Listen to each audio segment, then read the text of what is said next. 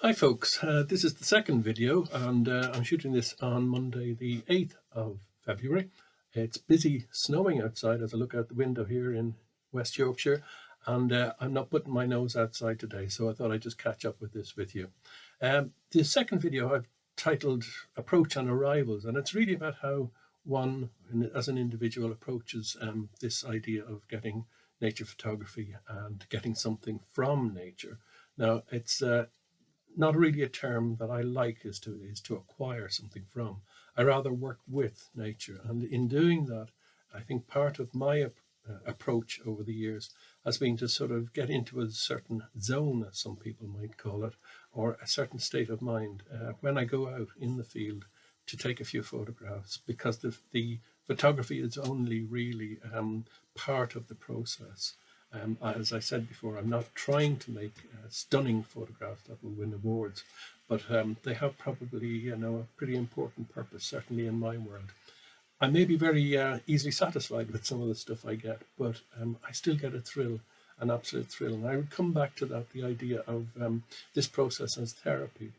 We will touch on that a few times, because it's not just going out taking photographs and sort of that's it, it has something more. And I always delight being able to share something with you. Sometimes the quality may be good, sometimes it won't.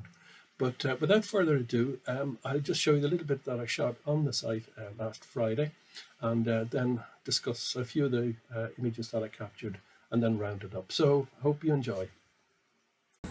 So hi folks, this is the first video I'm making in the series of 4. I've called it Arrivals and Approach, or Approach and Arrivals, whichever you wish. And it's basically just to let you know the way I approach my work. We're here today at a local nature reserve surrounded by factories, but very nicely surrounded also by the River Aire, which I'll show you in a moment or two. It is about a mile or so away from my home, but what I'm going to say really applies whether you walk 100 yards or come out on a long drive and go to somewhere that you've been hoping to go for natural history reasons or for natural photography. So driving along, obviously there's a thought of where I'm going, what I'm doing, and just sort of quietening oneself, centering oneself a little bit to what I hope to see today. Also a sense of being grateful, of gratitude, especially in these troubled and difficult times, just to be able to get out, and being aware that there are many that can't, and unfortunately, COVID or no COVID, find that a difficulty to get out and about in the natural world. So it's about 8 degrees. It's 3 o'clock in the afternoon on Friday the 5th of February. Not really expecting to see an awful lot. Certainly the only thing flying would be a few birds and probably just a few feral things around. I don't think we'll see any insects. There probably might be a few winter gnats or something like that. But this is my approach, and this is what I'm really trying to get across to folks, that rushing down to somewhere, not taking your time, being driven too much to get a result can often be really counterproductive. I'm wearing today my gorgeous jacket and just what I was wearing earlier on. I'm sometimes very amused at the way people approach nature, going out dressed in full camouflage. I'm just going to stop for a second because a lot of kids are coming along, so I just want to... So once the children had passed, I just looked around and noticed that the light was beginning to fade a bit, so I thought I'd better go and search out a few places and get a few photographs. I went to an area not far away, which is a clearing in the woodland there by the river. It's a lovely area. It has some benches, and at the back of the benches are some stone walls. And on the stone walls there was a lovely lichen, so I thought I'd take a few photographs of that. And this is really the piece around just being relaxed around it. It was only when I got home that I managed to see these wonderful little creatures down the bottom right-hand corner of this larger picture, and you'll see them in a second. And I thought, well, how marvellous is that? I'll have to find out what they are. I'll have to do a little bit of research around that. But if I'd been rushing around, I wouldn't have done that in the first place, and I might have missed the whole event, so to speak. So again, being mindful, being relaxed, just being a little bit chilled, the way I work anyway. The next photograph is what we might say is a sort of an arty photograph. It's a leaf, one of about 6 or 7 still on the tree at this time, and it had survived the winter so far. It was nearly transparent in places. It took my fancy because it had sort of jagged holes in it as well, and a little bit of cropping, a tiny bit of lightening up, and one might get a really nice sort of arty image out of that if one wished.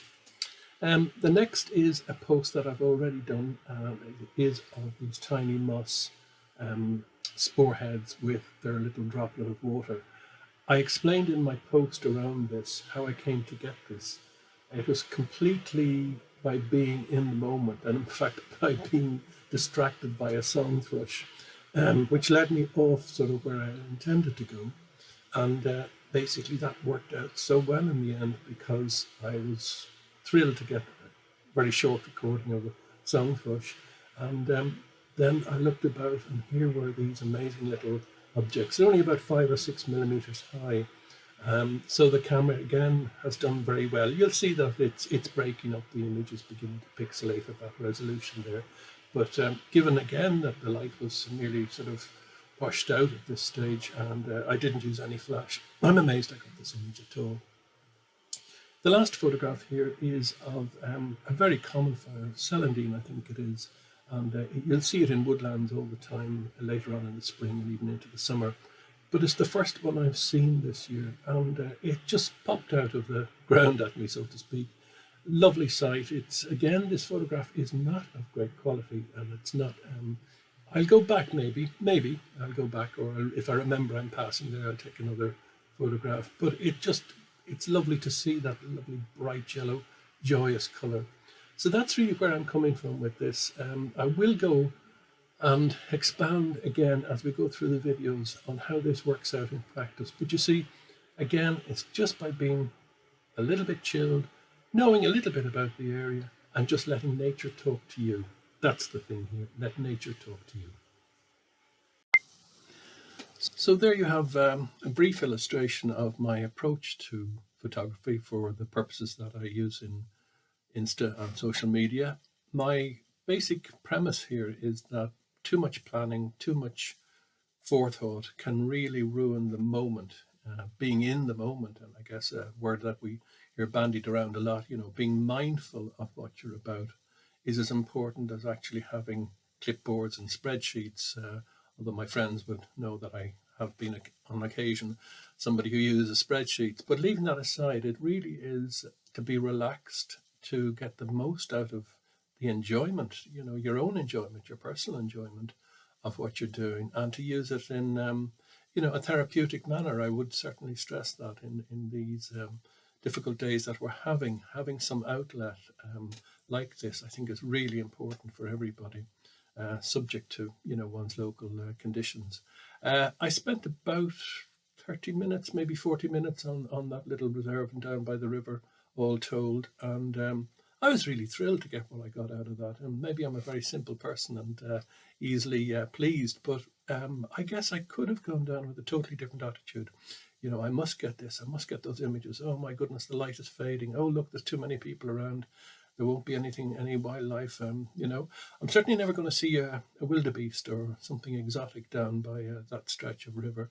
But it is a fantastic little reserve. It's somewhere I've been dozens of times, and not every time, not at every occasion do I come away with something, but it is proof again of the importance of one's local patch, as bird watchers or birders, as I think they like to be called.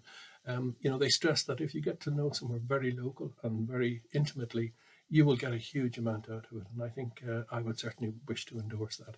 So look, we'll come back to something a little bit more intricate the next time. And in the meantime, take care and keep yourselves warm and well. Cheers.